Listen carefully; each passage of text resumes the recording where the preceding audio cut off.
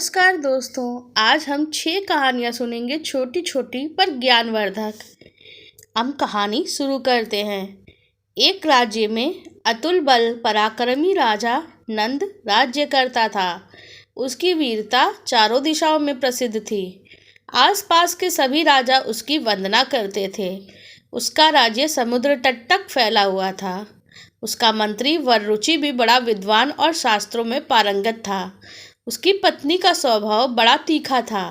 एक दिन वह प्रणय कला में ऐसी ही रूठ गई कि अनेक प्रकार से मनाने में भी न मानी। तब वररुचि ने उससे पूछा, प्रिय, तेरी प्रसन्नता के लिए मैं सब कुछ करने को तैयार हूँ। तू जो आदेश करोगी मैं वही करूँगा। पत्नी ने कहा, अच्छी बात है, मेरा आदेश है, तू अपना सिर मुड़ा के मेरे पैरों में गिर के मुझे मना, तब मैं मानूंगी। वररुचि ने वैसा ही किया। तब वह प्रसन्न हो गई। उसी दिन राजा नंद की स्त्री भी रूठ गई। नंद ने कहा, प्रिय, तेरी अप्रसन्नता मेरी मृत्यु है। तेरी प्रसन्नता के लिए मैं सब कुछ करने को तैयार हूँ। तू आदेश कर, मैं उसका पालन करूँगा। नंद की पत्नी बोली, मैं चाहती हूँ तेरे मुख में लगाम डाल के तुझ पे सवार हो जाऊँ और तू घोड़े की तरह हिनहिनाता हुआ दौड़े।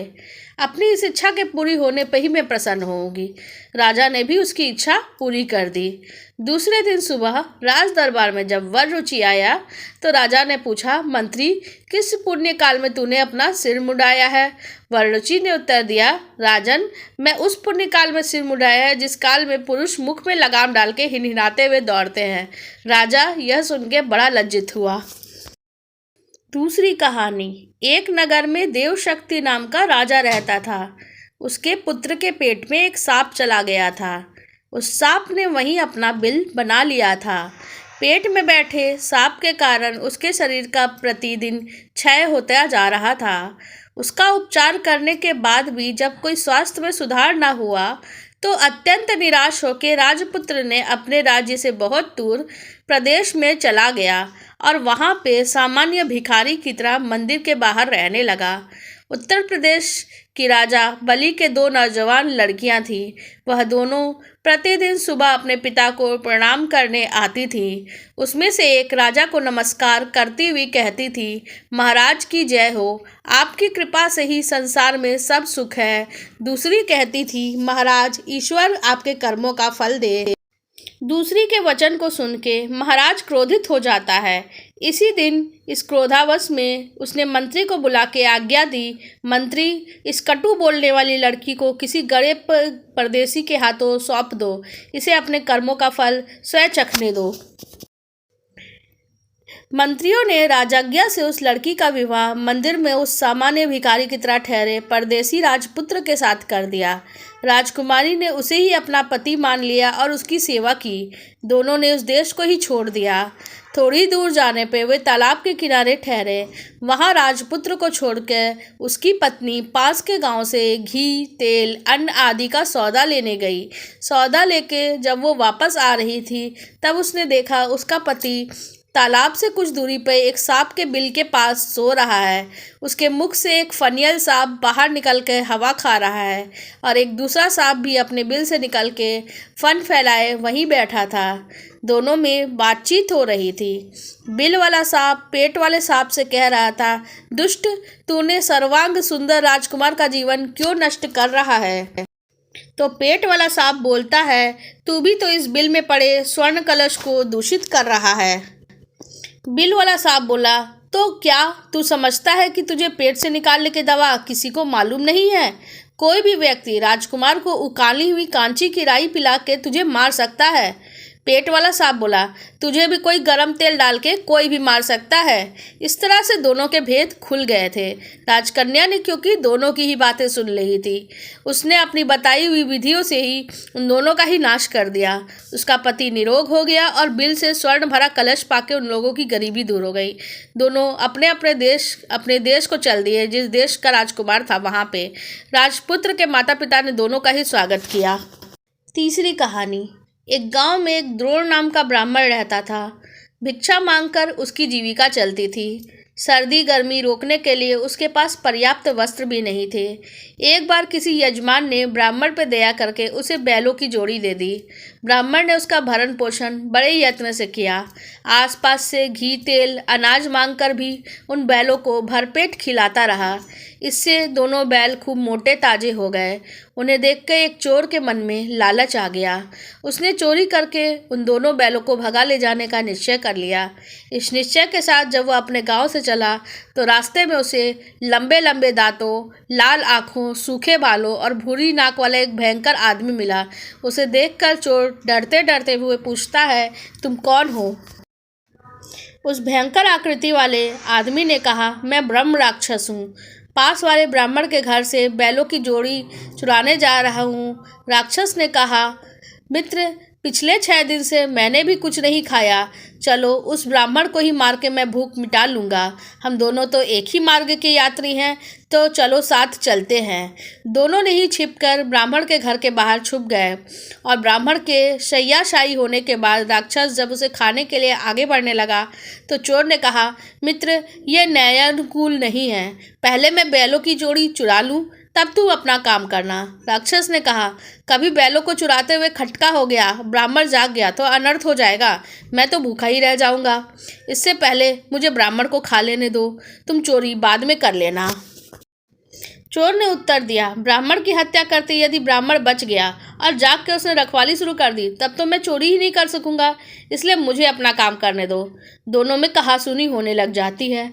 शोर सुनकर ब्राह्मण जाग जाता है। जगा हुआ देख के चोर ब्राह्मण से कहता है, ब्राह्मण, ये राक्षस तेरी जान लेने आया था। मैंने तेरे हाथ से अब तेरी रक्षा करी है। राक्षस बोलता है, ब्राह्मण, यह चोर तेरे बैलों को चुराने आया था। मैंने तुझे बचा लिया है। इन दोनों की बातचीत से लेकिन ब्राह्मण सावधान हो गया। उसने लाठी उठा ली और खुद ही अपनी रक्षा के लिए तैयार हो गया। उसे इस तरह से तैयार देख के दोनों ही भाग खड़े हुए। अगली कहानी। एक नदी के किनारे एक नदी से जुड़ा हुआ बड़ा सा जलाशय था। जलाशय में पानी गहरा होता है, इसलिए उसमें काई और मछलियों का प्रिय भोजन जलीय सूक्ष्म पौधे उगते हैं। ऐसे स्थान में मछलियों को बहुत रास आते हैं। उस जलाशय में भी नदी में बहुत सी मछलियाँ आके रहने लगी थीं। अंडे देने के लिए सभी मछलियाँ उस जलाशय में आती। वह जलाशय लंबी घास और झाड़ियों से घिरा होने के कारण आसानी से नज़र नहीं आता था। उसी में 3 मछलियों का झुंड रहता था और वो स्वभाव से भिन्न थे। अन्न संकट आने के लक्षण मिलते ही संकट टालने का उपाय करने में विश्वास रखती थी। प्रत्यु कहती थी, संकट आने पे ही उससे बचने का यत्न करो, और यद्दी का सोचना था कि संकट को टालने और उससे बचने की बात ही बेकार है, क्योंकि करने कराने से कुछ नहीं होता। किस्मत में लिखा होगा वो होकर ही रहेगा। एक दिन शाम को मछुआरे नदी में मछलियां पकड़ के जा रहे थे। बहुत कम मछलियां उन जालों में फंसी थी, अतः उसके चेहरे उदास थे। तभी उन्हें झाड़ियों के ऊपर मछलीखोर पक्षियों का झुंड जाता दिखाई दिया। सबकी चोंच में मछलियां दबी थी। वे चौंके। एक ने अनुमान लगाया, दोस्तों, लगता है झाड़ियों के पीछे नदी से जुड़ा जलाशय है, जहाँ इतनी सारी मछलियां पल रही हैं। मछुआरे पुलकित होकर झाड़ियों से होकर जलाशय के तट पे आ निकले और ललचाई नज़र से मछलियों को देखने लगे। एक मछुआरा बोला, आहा, इस जलाशय में तो मछलियाँ भरी पड़ी है। आज तक तो हमें इसका पता ही नहीं लगा। हम यहाँ ढेर सारी मछलियाँ पकड़ लेंगे। दूसरा बोला। तीसरे ने कहा, आज तो शाम गिरने वाली है, कल सुबह आके यहाँ हम जाल डालेंगे। इस प्रकार मछुआरे दूसरे दिन का कार्यक्रम तय करके चले गए। तीनों मछलियाँ ने मछुआरों की बात सुन ली थी। अन्ना मछली बोली, साथियों, तुमने मछुआरे की बात सुन ली। अब हमारा यहाँ रहना खतरे से खाली नहीं है। खतरे की सूचना हमें मिल गई है। समय रहते अपनी जान बचाने का उपाय करना चाहिए। मैं अभी ही जलाशय छोड़ के नहर के रास्ते नदी में जा रही हूँ। उसके बाद मछुआरे सुबह आए जाल फेंके मेरी बला से। तब तक तो मैं बहुत दूर अटखेलियाँ कर रही होंगी। प्रत्यु मछली बोली, तुम्हें जाना है तो जाओ, मैं तो नहीं आ रही। अभी खतरा आया कहाँ है जो इतने घबराने की जरूरत हो रही है। संकट आ ही ना, हो सकता है ऐसा हो जाए मछुआरों को यहाँ आने का कार्यक्रम रद्द भी तो हो सकता है। हो सकता है रात में उनके जाल चूहे कुतर जाए। हो सकता है उनकी बस्ती में आग लग जाए, भूचाल आके उनके गांव को नष्ट कर दे, या रात में मूसलाधार वर्षा आ जाए, बाढ़ से उनका गांव ही बह जाए। इसलिए उनका आना निश्चिंत नहीं है। जब वो आएंगे तब की तब सोचेंगे, हो सकता है मैं उनके जाल में ना फंसूं। यद्दी ने अपनी भाग्यवादी बात कही। भागने से कुछ नहीं होने वाला। मछुआरों को आना है तो वो आएंगे, हमें जाल में फंसना है तो हम फंसेंगे। किस्मत में मरना लिखा है तो क्या किया जा सकता है। इस प्रकार अन्ना उसी समय वहां से तो चली गई। प्रत्यु और यद्दी जलाशय में ही रही। भोर हुई, मछुआरे अपने जाल लेकर आए और लगे जलाशय में जाल फेंकने और मछलियां पकड़ने। प्रत्यु ने संकट को आया देखा तो लगी जान बचाने के उपाय सोचने। उसका दिमाग तेजी से काम कर रहा था। आसपास छिपने के लिए कोई खोखली जगह भी नहीं थी। तभी उसे याद आया, उस जलाशय में काफी दिनों से एक मरे हुए ऊदबिलाव की लाश तैर रही है। वो उसके बचाव के काम आ सकती है। उसने जल्दी ही उसे लाश को ढूंढ लिया और वो लाश सड़ने लगी थी। प्रत्यु लाश के पेट में घुस गई और सड़ती लाश की सड़ांध अपने ऊपर लपेट कर ही बाहर निकली। कुछ ही देर में मछुआरे के जाल में प्रत्यु फंस गई। मछुआरे ने अपना जाल खींचा, मछलियों को किनारे पे जाल से उलट दिया। बाकी मछलियां तो तड़प रही थी, परंतु तब प्रत्यु दम साध के मरी हुई मछली की तरह पड़ी रहती है। मछुआरे को सड़ांध का भपका लगा, मछलियों को देखने लगा। उसने निश्चल पड़ी प्रत्यु को उठाया और सूंघा। आग, ये तो कई दिनों से मरी मछली है, सड़ चुकी है। ऐसा बड़बड़ा के बुरा सा मुंह बना के उस मछुआरे ने प्रत्यु को जलाशय में वापस फेंक दिया। प्रत्यु अपनी बुद्धि का प्रयोग कर संकट से बच निकलने में सफल हो गई थी। पानी में गिरते ही उसने गोता लगाया और सुरक्षित गहराई में पहुंचकर जान की खैर मनाई। यद्दी भी दूसरे मछुआरों के जाल में फंस गई और एक टुकड़े में डाल दी गई। भाग्य के भरोसे बैठने वाली यद्दी को उसी टोकरी में अन्य मछलियों के साथ तड़प तड़प के प्राण त्याग। और भाग्य भी तो उन्हीं का साथ देता है जो कर्म में विश्वास करते हैं और कर्म को प्रधान मानते हैं। भाग्य के भरोसे हाथ पे हाथ धर के बैठने वालों का तो विनाश निश्चित ही होता है। अगली कहानी। एक बार की बात है, जंगल के राजा शेर को बड़ी जोर से भूख लगी तो उसने लोमड़ी को आदेश दिया, मुझे कुछ खाने को लाके दो वरना मैं तुझे ही खा जाऊंगा। घबराई लोमड़ी शिकार ढूंढने निकल पड़ी। कुछ दूर में उसे एक तंदुरुस्त गधा मिल गया। उसने गधे से कहा, शेर तुमको जंगल का राजा बनाना चाहता है, तुरंत मेरे साथ चलो।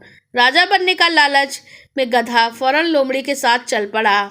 लेकिन शेर ने ही जैसे ही गधे को देखा वह उस पर टूट पड़ा। गधा जान बचा कर भागा, लेकिन शेर के हमले से उसके कान कट गए थे। शेर के कहने पे लोमड़ी फिर गधे को मनाने पहुंची तो गधे ने गुस्से में कहा, तुमने मेरे साथ धोखेबाजी की। शेर ने मुझे मारने को उतारा था, उसने तो मेरे कान काट दिए और तुम कह रही थी वो मुझे राजा बनाएगा। लोमड़ी ने गधे से कहा, तुम समझदार होके बेवकूफ़ों की तरह बातें क्यों कर रहे हो। शेर ने तुम्हारे कान इसलिए हटाए हैं तो ताकि तुम्हारे सिर में मुकुट अच्छी से फिट हो जाए। अब चलो, तुरंत ताज पहनने के लिए मुहूर्त निकला जा रहा है। गधे ने सोचा, ये बात तो लोमड़ी सही कह रही है। वाकई बड़े कानों की वजह से मुकुट फिट नहीं हो सकता था। इस तरह से लोमड़ी की बातों में आके वो फिर से वापस शेर के पास गया। शेर ने गधे पे देखते ही हमला किया। गधा फिर भागा और इस बार गधे के पूंछ कट गई। शेर के भय से लोमड़ी फिर गधे को लेने पहुंची।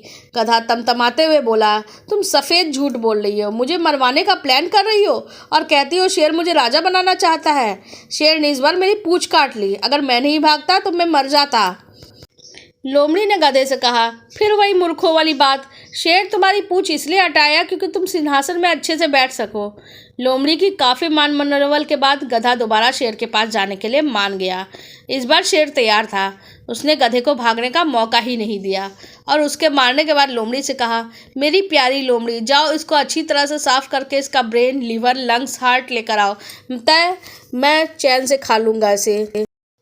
गधे की जो चमड़ी है लोमड़ी निकालती है और उसका दिमाग खुद खा लेती है। बाकी लीवर, हार्ट, लंग्स लेकर शेर के पास पहुंचती है तो शेर गुस्से से पूछता है, अरे इसका दिमाग कहाँ है रे। लोमड़ी ने कहा, महाराज इसके शरीर में तो दिमाग था ही नहीं। जरा सोचो, अगर दिमाग होता तो कान और पूंछ कटने के बाद वो बार बार मरने के लिए आपके पास आता। शेर ने कहा, तुम एकदम सही कहती हो। सबक ये है कि इतना सीधा और भोला भी नहीं होना चाहिए कि कोई आसानी से मूर्ख बना जाए। दिमाग मिला है तो इसका इस्तेमाल करो, किसी के बहकावे में हरगिज मत आओ। सावधान रहो, सतर्क रहो, हमेशा खिलखिलाते भी रहो और हंसते भी रहो। आपको हमारी कहानियाँ कैसी लगती है, कमेंट सेक्शन आपका इंतज़ार कर रहा है और लाइक और सब्सक्राइब के बटन को ज़रूर दबाएं। देखिए कि क्या होता है उसे जमाने से।